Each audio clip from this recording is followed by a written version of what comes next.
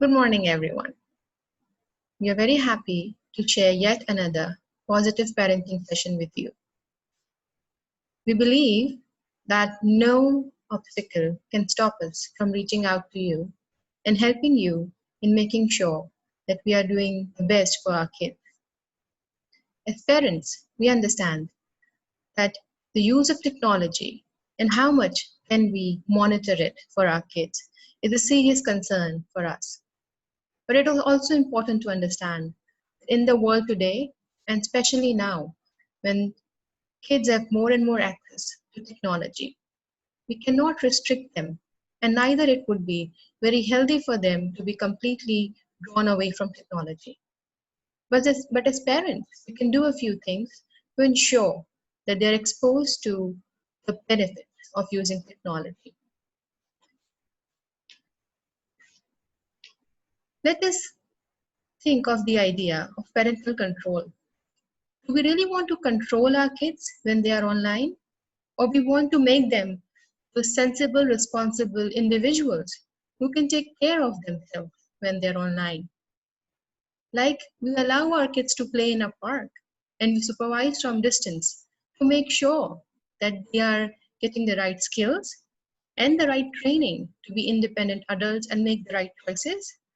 That is something similar that we want to do when they are on the cyber world. We don't want to cut them off from technology, but perhaps guide them in a very supervised, in a very thoughtful way as to how to make the right decision. Today, what we are going to do is to explore a few built in features and other ways of monitoring and guiding and supervising our kids and how to access technology in a safe environment. Let's begin with the iOS systems. The presentation is a step-by-step guide for you to be introduced or maybe reinforced on some of the safety features which are already there in your devices. You can sync your devices with your kids' devices if they're on the same system, or you can go to their individual devices and go on to these settings and set a safe environment for them. For iOS devices, you all need to access settings and go to the general section. You can then go to the restriction sections and enable restrictions. For enabling restrictions, you will have to use your PIN code and then put up a restriction password. This password should not be shared with the students if they are too young, or if you do, please talk with them about the responsibility that comes with this knowledge.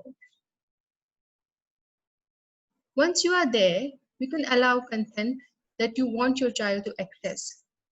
You will have to choose the country according to the standards of which you would want to allow those contents. What all can you allow? You can first of all select the ratings for music, podcasts, news, films, TV programs, books, and all these things that your child can access through their gadget. By putting up a restriction of the age limit, you will make sure that they are not exposed to any content which may be harmful or dangerous for them, or which may conflict with the values that you wish to teach them. And therefore, they will access only materials which are for educational or general entertainment purposes. You can go into individual things like films, TV programs, books, and other things, and choose which age restriction or which kind of age appropriate materials you would want them to accept. Next is the Android devices. To put up a very safer environment for your Android devices, you need to go to the Play Store. In the Play Store, these three small lines at the very top left hand of your screen should be clicked for setting up in the settings. Once you reach the settings, you can go on parental control. Please turn them on. Again, you'll have to use a PIN.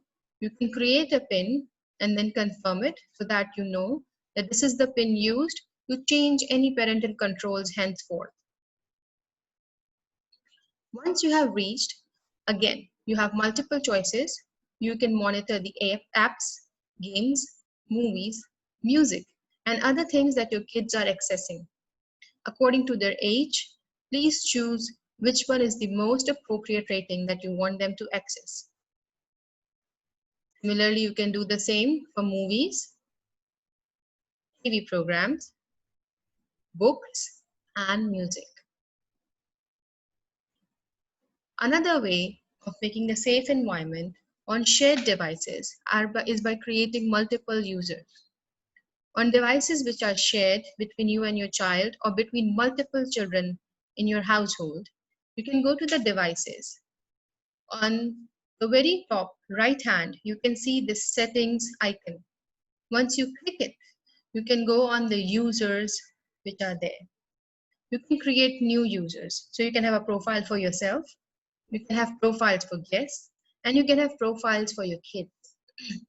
Once you are adding the profile, make sure you are selecting the restrictions over there. Name the profile after your child, so it becomes personalized for your child and they might take ownership for it as well. Again, using the same kind of restriction options, you can choose what all kind of applications they can access, and within those applications, what is the age restriction of the online content, advertisement, and other things that can be shown to them.